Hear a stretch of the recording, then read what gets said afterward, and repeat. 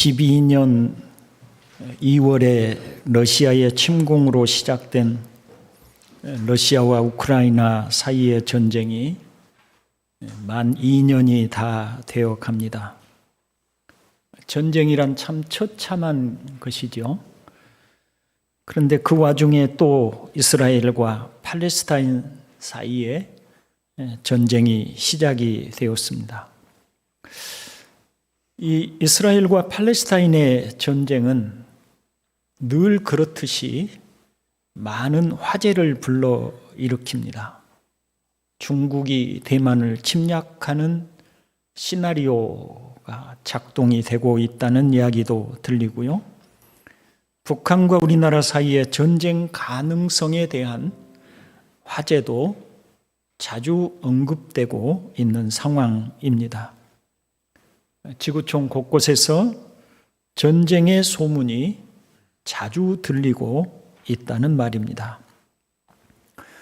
좀 부정적으로 보면 그 밖에도 걱정되는 뉴스들이 많습니다. 전쟁에 대한 소문, 지진이나 화산 폭발로 인한 인명피해 소식들, 그리고 지구 온도 변화에 따른 홍수와 태풍에 대한 이야기들, 사스 그리고 메르스, 코로나 등의 전염병과 그에 따른 세계 경제의 위기에 대한 걱정들도 늘 우리의 귓가를 어지럽히는 소식들입니다.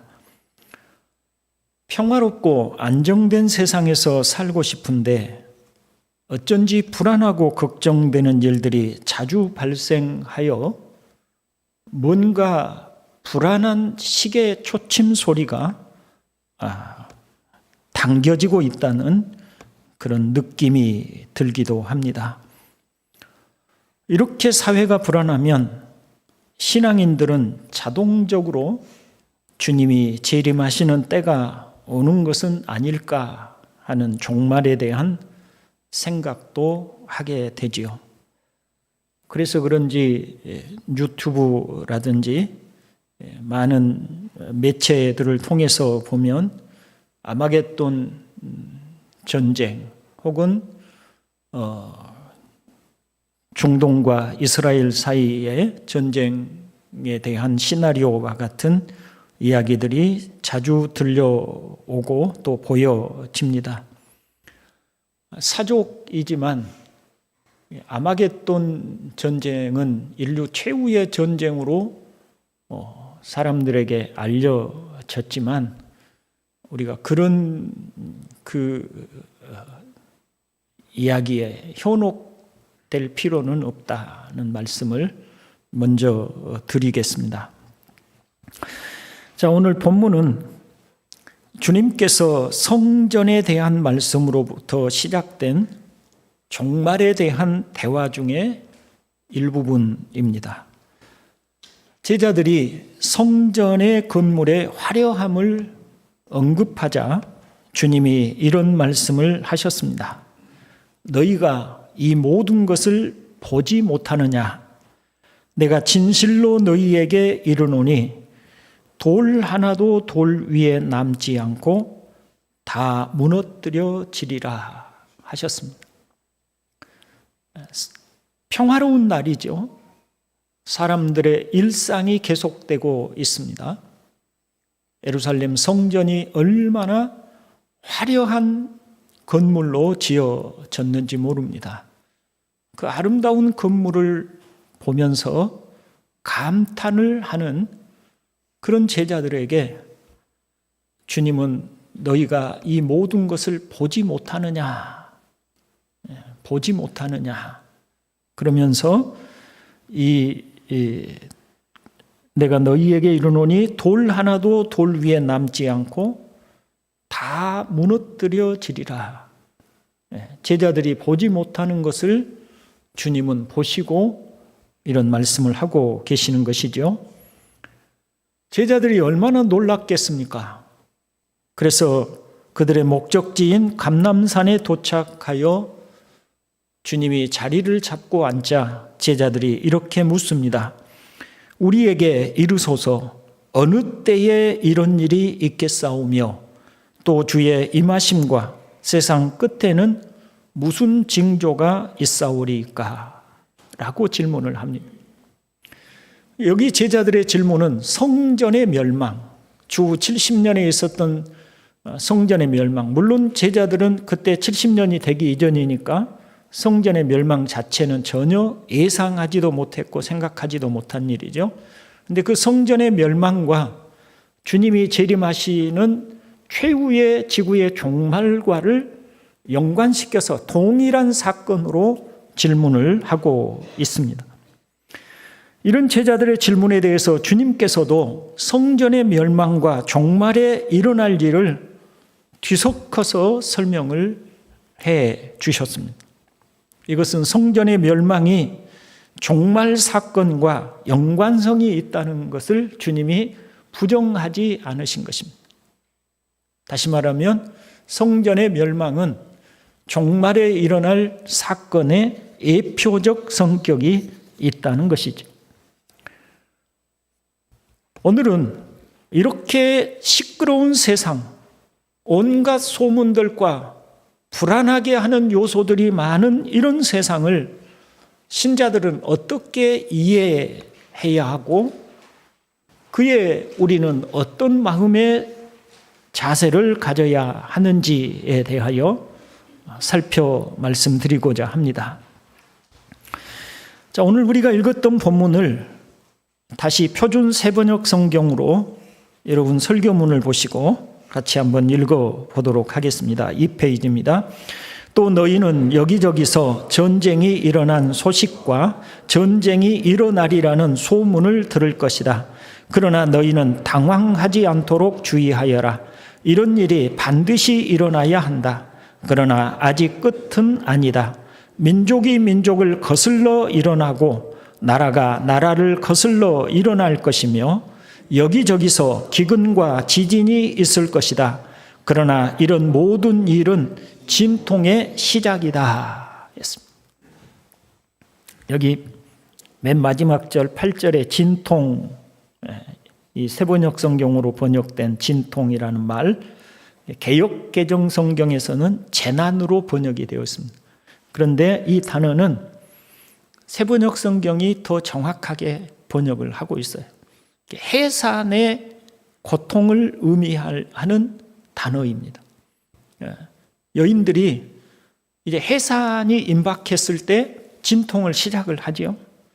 바로 그 진통을 의미하는 단어입니다. 그러니 전쟁의 소문, 기근과 지진 등의 재난은 종말이 올 것이라는 진통의 시작이니 당황하지 말라는 말씀을 하고 계시는 것입니다. 더 나아가서 종말에 대한 진통은 종교적인 핍박과 혼란이 야기될 것이고 그리고 사회적인 혼란으로 가중되어 갈 것이라고 하지요. 사람들이 하나님의 자녀들을 환난을 받도록 고발하고 죽일 것이며 신앙에서 미끄러진 실족한 신자들이 서로 잡아주고 서로 미워하게 될 것이라고 말씀을 합니다. 불법을 저지르고도 부끄러운 줄 모르고 그리고 사회 전반의 분위기가 동정과 자비, 사랑과 같은 좋은 요소들이 사라지고 그런 것들을 찾아보기 어려운 냉정하고 차가운 세상이 펼쳐지게 될 것입니다. 그러니 얼마나 살아가기가 힘든 세상이 되겠습니까?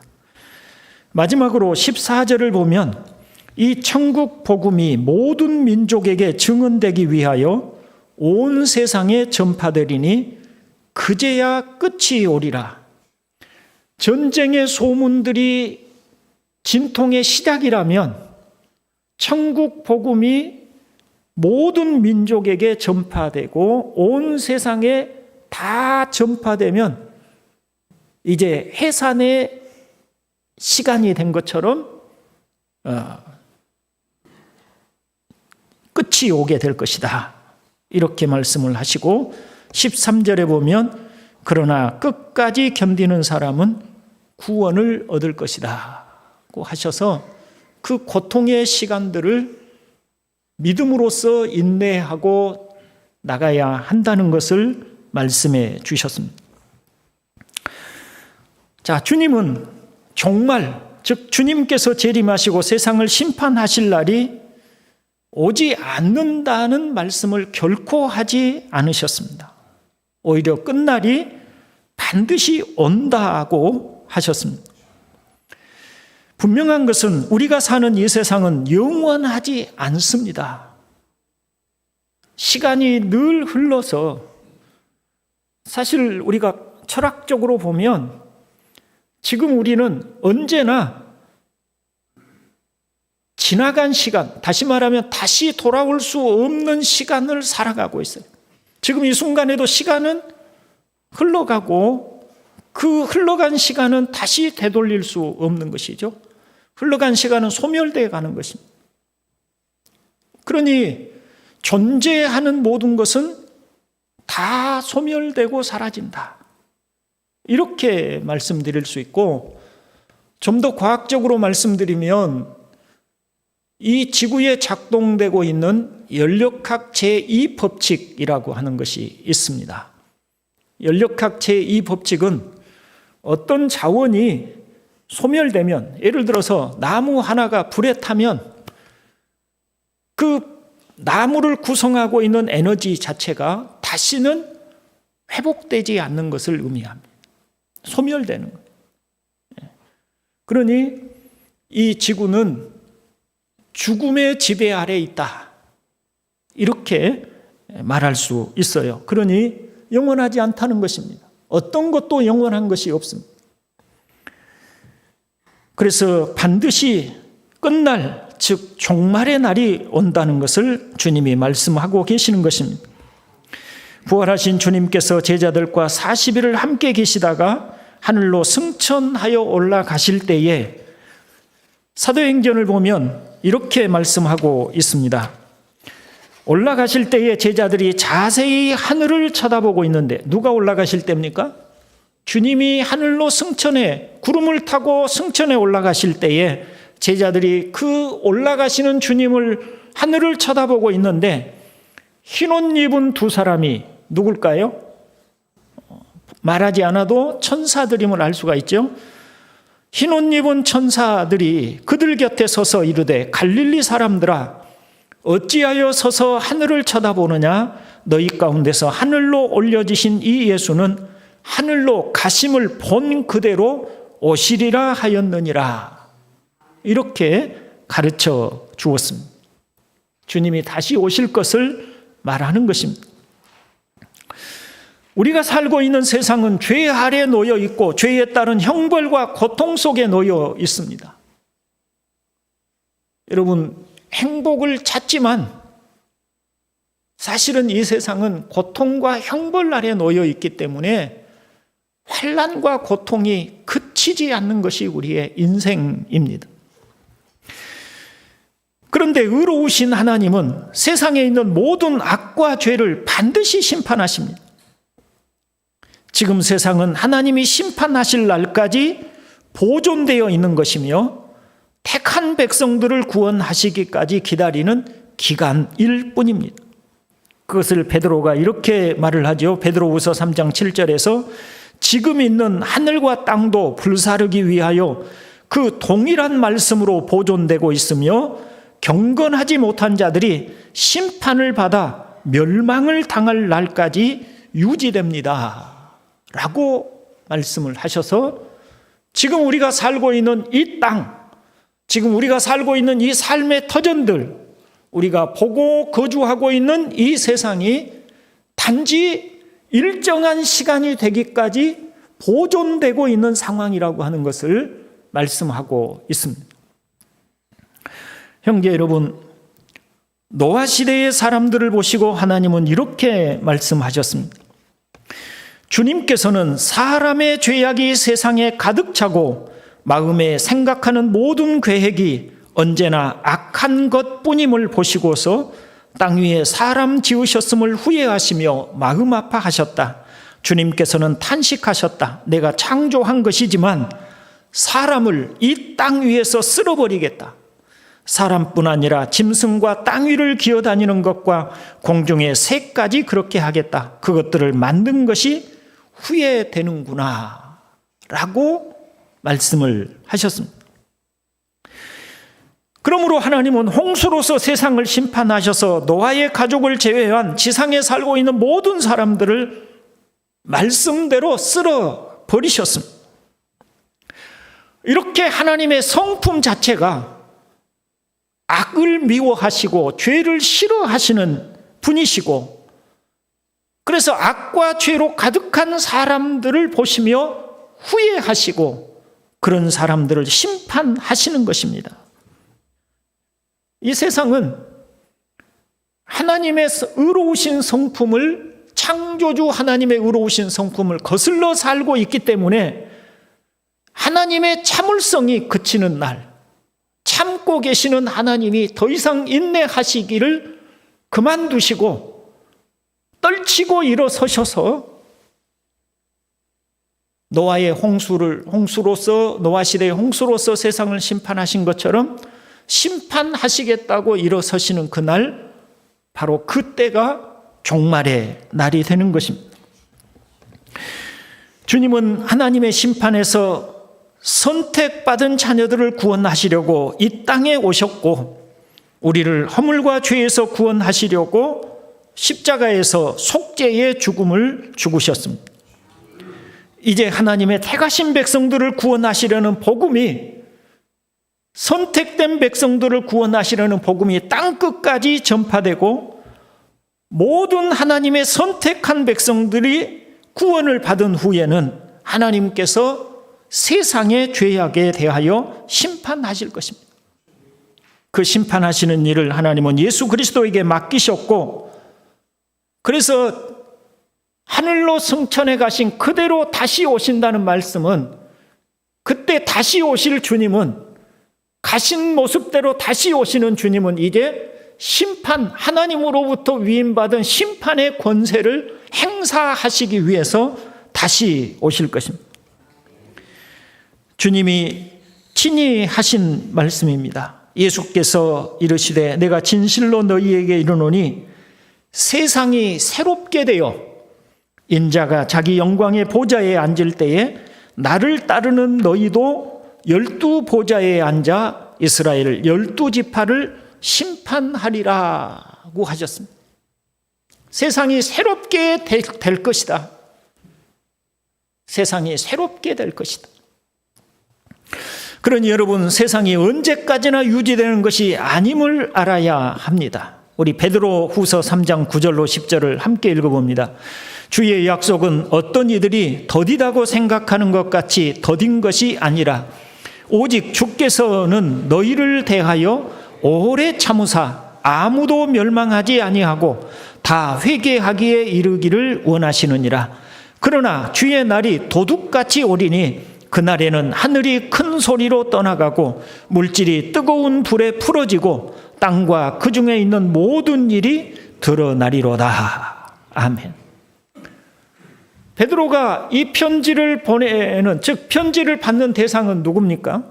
그들은 신자들입니다. 그래서 너희를 대하여, 오직 주께서 너희를 대하여 오래 참으사 아무도 멸망하지 않고, 지금 하나님의 택한 백성들은 오래 참으시고 택한 백성들이 아무도 멸망하지 아니하고 다 회개하기에 이르기를 원하신다. 그러나 주의 날이 도둑같이 올 것이다. 그날에는 불로써 세상을 심판하셔서 지금 우리가 보고 있는 이 세상이 마치 용광로 속에 쇠물로 녹여지듯이 우리가 지금 보고 있는 이 물질 세계가 다 하나님의 불에 다시 새롭게 되는, 완전히 그 안에서 풀어지고 이 물질의 구성 요소들, 원자들이 다 풀어져서 다시 재구성되는 재창조의 역사가 일어나고, 지금 우리가 거주하고 있는 이 세상은 사라지게 될 것을 말씀을 하고 계십니다. 세상이 요란스럽다고 걱정이 되십니까? 그러나 아직 끝은 아니라고 합니다. 그러나 이미 진통이 시작이 되었으면 해산의 시간은 반드시 오게 마련입니다. 주님이 심판하시기 위해서 다시 오실 종말의 날이 반드시 오게 될 것입니다.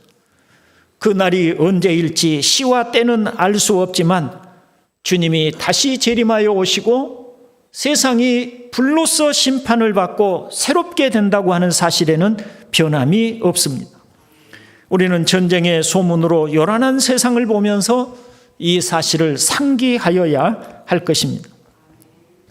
자, 이제 주님이 재림하시고 심판하시는 이 어미로운 날이 오게 될 때, 노아의 홍수처럼 온 세상이 심판하는 날이 오게 될 때 누가 구원을 얻을 것인가?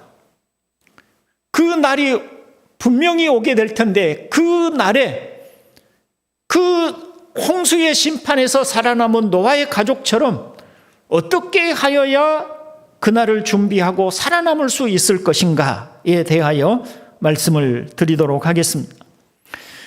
주님께서 심판하시는 날에 누가 구원을 얻는지 성경은 이렇게 말씀을 합니다. 요한복음 3장 17절로 18절 함께 읽어봅니다. 하나님께서 아들을 세상에 보내신 것은 세상을 심판하시려는 것이 아니라 아들을 통하여 세상을 구원하시려는 것이다. 아들을 믿는 사람은 심판을 받지 않는다. 그러나 믿지 않는 사람은 이미 심판을 받았다. 그것은 하나님의 독생자의 이름을 믿지 않았기 때문이다. 우리가 여기서 오해할 수 있는 소지가 있는데, 하나님께서 아들을 세상에 보내신 것은 세상을 심판하시려는 것이 아니라는 이 구절이 오해의 소지가 있죠. 이것은 마치 하나님이 심판을 하지 않는다는 것처럼 들릴 수 있어요. 그런데 이 말씀은 주님의 초림에 대한 이야기. 주님이 하나님의 아들이신 그분이 사람의 몸을 입고 이 땅에 처음 오셨을 때 그것은 심판하기 위해서 오신 것이 아니라 구원하기 위해서 오셨어요. 그래서 십자가에 달려서 우리 구원을 위해서 속죄하시는 사역을 하신 것이죠. 그러나 다시 오실 때는 이제는 구원하기 위해서가 아니라 심판하기 위해서 오실 것입니다. 이 말씀을 하신 이유는 당시 이 말씀을 듣고 있는 유대인들은 구약 성경에서 메시아가 오시면 그 메시아는 구원하시는 일과 심판하시는 일을 병행한다고 구약 성경에 예언하고 있기 때문에 이 말씀을 굳이 언급하여 초림과 재림을 나누어서 설명하려고 하는 의도를 담고 이 말씀을 하고 계시는 것입니다. 여기서 보시면 하나님께서는 그 아들을 통해서 세상을 구원하시려는 것이다. 아들을 믿는 사람은 심판을 받지 않는다라고 합니다. 주님이 재림에 오실 때 가장 문제는 뭐냐면 하나님의 심판을 받는다는 것이죠. 그럼 누가 그 심판에서 구원을 얻느냐라고 하는 것인데, 아들을 믿는 사람이 구원을 얻는다라고 말씀을 하십니다. 하나님께서는 하나님의 시나리오가 있으십니다.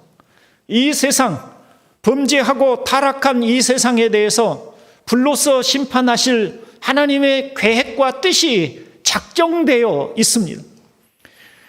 그런데 하나님께서 이 세상을 심판하기로 작정하실 때 이 세상 중에 하나님의 택하신 백성들이 있습니다. 먼저 그들을 구원하셔야 하셨습니다. 그래서 하나님이 그 외아들 예수 그리스도를 우리와 같은 육신의 몸으로 이 땅에 보내셔서 먼저 우리 죄인들의 허물과 죄값을 대신 담당하여 십자가에 죽도록 하셨습니다. 이것은 사랑이죠. 그래서 성경은 사랑은 여기 있으니 우리가 하나님을 사랑한 것이 아니요 하나님이 우리를 사랑하사 우리 죄를 속하기 위하여 화목제물로 그 아들을 보내셨음이라고 하셨습니다. 하나님은 우리의 죄를 대속하신 그 아들 예수 그리스도를 믿으면 구원을 받으리라고 말씀을 하셨습니다. 다른 어떤 요구 조건을 말씀하신 것이 아닙니다. 선한 일을 100가지, 1000가지, 10,000가지를 하라고도 하지 않으셨고, 금욕을 하고 고행을 하라고 말씀하지도 않으셨고, 불교에서처럼 욕심과 집착을 버리라는 등의 요구 조건을 하나도 말씀하지 않으셨습니다. 왜냐하면 우리 사람이 어떤 행위로도 어떤 방법으로도 우리의 죄를 속죄할 수가 없기 때문입니다. 그래서 하나님은 아예 아무런 요구 조건을 걸지 않으시고 다만 하나님이 우리에게 주시는 사랑을 믿고 받아들이라고 하셨습니다. 그러니 하나님의 아들을 믿는다는 것은 우리를 향하신 하나님의 사랑을 감사함으로 받아들인다는 것입니다. 성경은 예수 그리스도를 믿으면 의롭다함을 받고 구원을 얻는다고 그렇게 말씀하시는데 요한복음 1장 12절에서는 영접하는 자 곧 그 이름을 믿는 자에게 구원을 주신다고 하셔서 믿음과 영접하는 것을 통일시하여 말씀을 하고 계십니다. 갈라디아서 2장 16절 같이 한번 읽어봅니다. 사람이 의롭게 되는 것은 율법의 행위로 말미암음이 아니요 오직 예수 그리스도를 믿음으로 말미암는 줄 알므로 우리도 그리스도 예수를 믿나니 이는 우리가 율법의 행위로서가 아니고 그리스도를 믿음으로써 의롭다함을 얻으려 함이라. 율법의 행위로서는 의롭다함을 얻을 육체가 없느니라. 오늘 여기서 이제 좀 사족이지만 이런 말씀을 드리고 싶어요. 우리 성도들이 하나님의 말씀에 대한 이해가 깊지 못하다 보니까 늘 불안한 신앙생활을, 뭔가 평화를 누리지 못하고 불안하고 두려움을 가지고 있어요. 무엇에 대한 불안과 두려움이에요? 내가 하나님 말씀대로 살지 못하니 혹시 하나님으로부터 어떤 심판을 받는다든지 구원을 받지 못한다든지 혹은 하나님으로부터 어떤 꾸짖음이나 징계를 받지 않을 것인가 하는 그런 것에 대한 두려움들이 아무리 설명해도 있어요. 이것은 우리가 인간이 끊임없이 우리 본성 안에 자기의 행위로서 하나님에게 인정받으려고 하는 욕구가 있기 때문에. 그런데 우리 인간이 그 무엇으로도 하나님을 만족시켜 드릴 수가 없어요. 하나님은 아예 우리에게 행위로서 하나님을 만족시켜 드릴 거라고 기대하지 않으세요. 그거 원하지 않으세요. 율법의 행위로는 그게 이제 하나님을 믿는 사람들에게는 성경에 나타난 하나님의 뜻이고 믿지 않는 사람들에게는 양심의 법인데, 이런 어떤 양심을 따라서든지 하나님의 말씀 성경을 따라서든지 그것으로 하나님 앞에 의롭다고 인정을 받을 수 있는 그 어떤 것도 없는 거예요. 아예. 이건 먼저 인정하셔야 돼요. 하나님도 그걸 바라시는 게 아니에요. 그래서 하나님은 우리에게 행위로서가 아니라 오직 하나님의 은혜의 선물을 받아들임으로써 그냥 그 사랑을 받아들이라고 하시는 거예요. 받아들여라. 내가 너를 사랑하는 사랑을 받아들여라. 그 사랑은 예수 그리스도 안에 나타나 있으니 그 아들의 사랑을, 아들을 통해 주시는 사랑을 받아들여라. 이렇게 하시는 거예요. 그래서 에베소서 2장 8절로 9절 다시 한번 읽어봅니다. 여러분은 믿음을 통하여 은혜로 구원을 얻었습니다. 이것은 여러분에게서 난 것이 아니요 하나님의 선물입니다. 행위에서 난 것이 아닙니다. 그러므로 아무도 자랑할 수 없습니다. 우리의 행위로서 난 것이 아니에요. 하나님의 사랑은 우리의 행위 때문에 주어진 게 아니에요. 하나님의 은혜로 주어진 것이에요. 선물로 주어진 것이에요. 이걸 받아들이라는 거예요. 받아들이고 그 안에서 살라고 하는 것이에요. 여러분들이 아직 예수 그리스도를 믿는 믿음이 없거나 심판에 대한 두려움이 있다면 이렇게 하십시오. 나는 하나님 앞에 많은 허물과 죄가 있고 내 어떤 행위로도 하나님을 기쁘시게 해드릴 수 없습니다. 그러나 나를 구원하시기 위해서 이 땅에 오신 예수 그리스도께서 십자가에서 나의 허물과 죄를 다 담당해 주신 것을 제가 믿고 받아들입니다. 이렇게 고백하십시오. 이렇게 하나님 앞에 기도하십시오.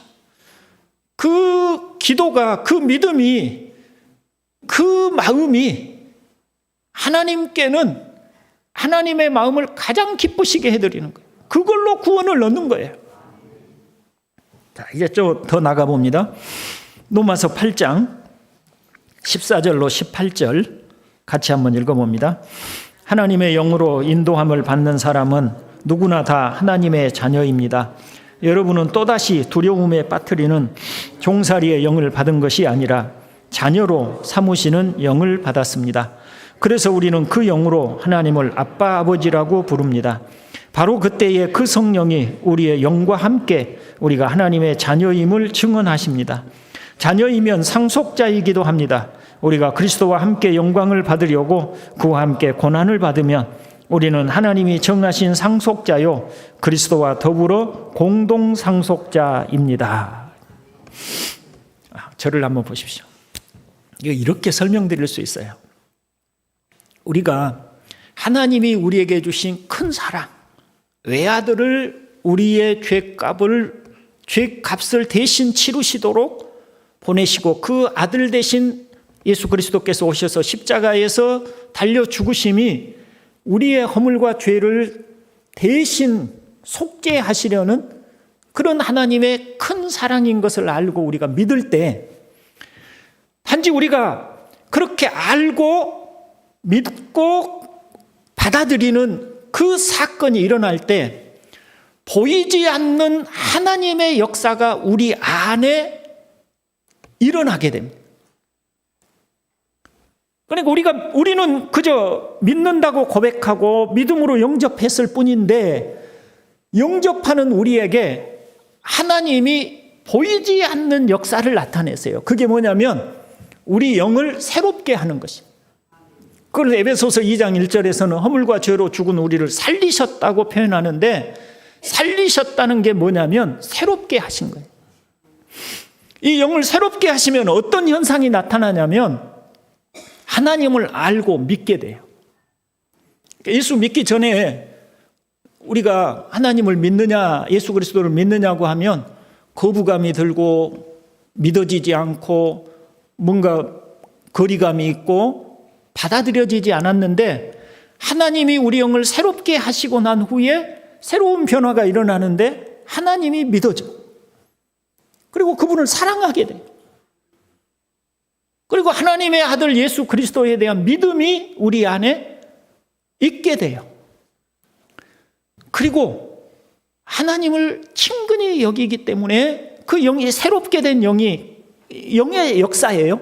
그 새롭게 되기 때문에 우리가 하나님에 대해서 아빠 아버지라고 자연스럽게 호칭하게 돼요. 그런 변화가 하나님이 우리 안에 일으켜 주세요. 그런 변화를. 이게 여러분 안에 있다면 여러분은 이미 여러분의 영을 새롭게 하시는 하나님의 은혜를 입은 것입니다. 그때 성령께서는 우리에게 네가 하나님의 사람이요 하나님의 아들 예수 그리스도와 함께한 상속자라고 하는 것을 확신시켜 주세요. 그게 이제 본문 속에서 증언한다라고 하는 표현이에요. 우리에게 가르쳐 주세요. 너 하나님의 자녀야. 너는 영원한 천국을 소유한 사람이야. 하나님이 너와 영원히 함께 할 거야 라고 하는 것에 대한 확신을 우리에게 심어주세요. 그게 성령이 하시는 일이에요. 우리 영과 더불어서 우리 영에게 그렇게 성령이 가르쳐 주시는 거예요. 그래서 예수 믿는 우리가 담대함과 확신을 가지고 고난이 있어도 그 고난 속에서도 내 믿음을 버리지 않고 믿음을 붙들고 나가는 거예요. 여러분, 예수 믿는다고 환난이 사라집니까? 예수 믿는다고 고난이 없어집니까? 아니잖아요. 그런데 어떤 사람들은 교회 다녀봐야 소용없더라, 예수 믿어봐야 소용없더라 하고 다 교회를 떠나고 예수 믿는 일을 포기하는데, 그럼에도 불구하고 여러분은 이 자리에 앉아있어요. 포기하지 않아요. 몸이 아파도 환난이 있어도 고난이 있어도 믿는 이 자리를 포기하지 않아요. 왜냐하면 여러분은 이미 새롭게 된 영을 가지고 하나님의 성령의 붙드심을 받고 있기 때문인 줄로 믿습니다. 요한 1서 말씀을 보면 누구든지 예수를 하나님의 아들로 시인하면 하나님이 그 사람 안에 계시고 그 사람은 하나님 안에 있습니다. 우리는 하나님이 우리에게 베푸시는 사랑을 알았고 또 믿었습니다. 하나님은 사랑이십니다. 사랑 안에 있는 사람은 하나님 안에 있고 하나님도 그 사람 안에 계십니다. 이 말씀은 새롭게 된 영을 가진 사람들이 아니면 이해할 수 없고 알 수가 없는 말씀이에요. 그런데 새롭게 된 영을 받은 사람들, 하나님이 새롭게 그 영을 새롭게 해주신 사람들, 그래서 하나님을 아빠 아버지라고 부르게 해준 사람들은 이 말씀을 너무나 귀한 말씀으로 받는 거예요. 자, 요한복음 5장 24절 같이 한번 읽어봅니다. 내 말을 듣고 또 나를 보내신 분을 믿는 사람은 영원한 생명을 가지고 있고 심판을 받지 않는다. 그는 죽음에서 생명으로 옮겨갔다. 아멘. 그렇습니다. 그 하나님의 사랑을 받는 사람은 주님이 재림하시고 종말의 심판이 이루어질 때 심판을 받지 않습니다. 정죄를 받지 않습니다. 이제 말씀을 정리하고 마칩니다. 동산교회 형제 여러분, 우리가 살고 있는 이 세상을 창조하신 하나님은 의로우신 분입니다. 그러므로 그분은 죄로 타락하고 악을 행하는 세상을 심판하실 것입니다. 하나님의 성품이 그러하시고 하나님도 친히 그렇게 말씀을 하셨습니다. 어느 날 우리는 모두 하나님 앞에 불려가 우리가 행한 모든 일로 심판을 받을 것입니다. 바울이 고린도후서 5장 10절에서 우리는 모두 그리스도의 심판대 앞에 나타나야 합니다. 그리하여 각 사람은 선한 일이든지 악한 일이든지 몸으로 행한 모든 일에 따라 마땅한 보응을 받아야 합니다. 라고 하였습니다. 하나님은 무한히 참으시지만 심판하실 때는 자비가 없는 공의로서 심판하실 것입니다. 노아의 시대에 홍수로 하나님이 심판하실 때 하나님은 노아의 가족을 제외한 모든 사람이 죽어갈 때 불쌍하다고 뜻을 돌이키지 않으셨습니다. 저기 어린아이가 물에 빠져 죽어간다고 그 어린아이 때문에 불쌍하다고 하나님이 심판을 멈추거나 하지 않으셨습니다. 오래도록 참으시지만 하나님의 참음이 끝나는 날 더 이상 하나님이 참지 않고 심판하기 위해서 일어서는 그 날에는 자비 없는 심판이 이루어지게 될 것입니다. 그때 하나님의 자녀들은 하나님 나라의 상속자로 하나님과 함께하는 천국에 들어가 하나님의 사랑 안에 살게 될 것입니다. 반면에 하나님을 저버리고 마귀를 따라 사는 모든 사람은 마귀를 위하여 예비된 지옥에 들어가게 될 것입니다. 우리 개인의 종말도 올 것입니다.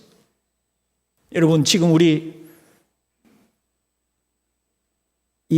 우리가 가지고 있는 이 팽팽하고 이 아름다운 우리의 얼굴, 우리의 모습들 아마 얼마 후면 다 썩고 한 줌 흙이 되어버릴 것이에요. 아니, 흙 속에서 흔적도 남아있지 않을 거예요.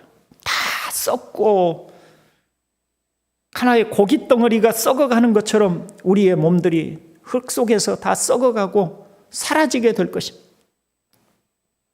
우리 개인의 종말이 그렇게 올 것입니다. 뭐 인생 별것인 것 같습니까? 아니에요. 몇십 년 후에는 우리가 썩어가는 고깃 덩어리처럼 그렇게 될 거예요. 그게 우리 개인의 종말이에요. 그 개인의 종말이 우리에게 먼저 오게 될지, 주님이 재림하셔서 이 지구의 심판이 먼저 오게 될지 우리는 알 수가 없지만, 그러나 우리가 개인의 종말로든 주님이 심판하기 위해서 다시 재림하여 오시는 종말이든 우리는 반드시 종말을 맞이하게 될 것이고 심판의 날이 오게 될 것입니다. 그러나 우리는 두려워할 이유는 없습니다. 우리는 예수 그리스도 안에서 구속함을 얻었고 하나님의 자녀가 되었고 그리스도와 함께 상속자가 되었으니 다만 이 고통 속에서 끝까지 견디는 자가 구원을 얻을 것이라 말씀하신 대로 인내로서 우리의 믿음을 지켜나가는 일이 필요할 뿐입니다.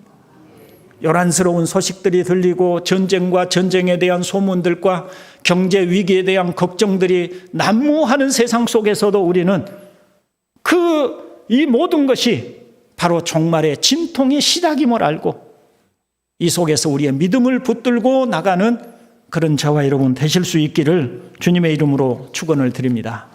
기도합니다. 자비로우신 아버지, 주님이 재림하시고 심판하시는 날이 반드시 올 것을 저희가 깨닫게 하시옵소서. 예루살렘 성전이 너무나 아름답게 치장되어 있고 누구나 보면 감탄할 만한 아름다운 모습만 보고 그 성전이 무너질 것을 알지 못했던 제자들처럼 오늘 우리들도 이 세상이 영원할 것처럼 생각될지라도 보셨던 주님은 돌 하나도 돌 위에 남지 않고 무너지게 될 것을 말씀하셨고 그 말씀대로 되어진 것을 저희가 보온데 아버지여 이 세상도 그러할 것을 저희로 하여금 알게 하여 주시옵소서. 오직 믿음을 지키고 하나님께서 우리에게 주신 사랑 안에서 늘 살아가도록 은총을 내려 주시옵소서. 구주 예수 그리스도의 이름으로 기도드리옵나이다. 아멘. 교회 소식 말씀드립니다. 원래 저희 교회에서는